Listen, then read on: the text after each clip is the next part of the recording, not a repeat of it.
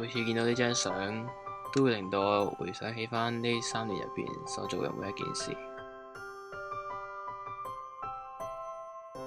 第一次見面，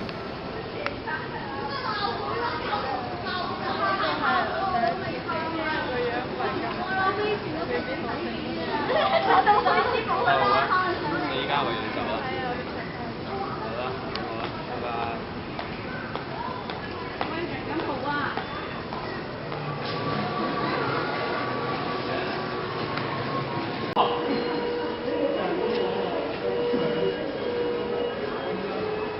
睇香港警察？唔係喎，出埃及記都上咗咯喎，不如去出埃及記啦。但係如果話睇香港警察，咁，黃飛鴻都上咗咯喎。唔係啊！一開始講咗今日睇香港警察嘛。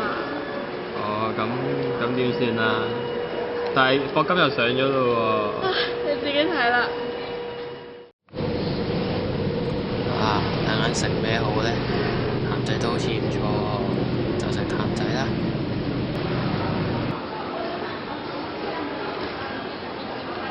不如我哋食報紙工房啊！你好似有食鹹仔嘅。但係睇到報紙工房好似幾好喎。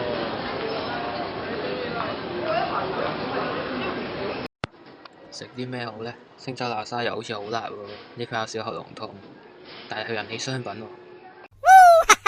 Text message。最後我都唔記得咗自己有冇食過碗辣沙啦。有陣時回想下過去都幾唔錯啊。不過我依家要走啦。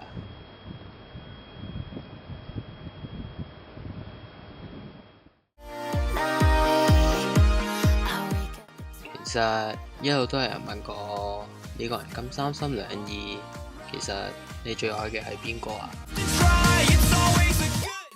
雖然我平時做啲咩都好三心兩意，但係如果有人問我呢條問題，我會好快咁答佢，呢個人係何朗晴。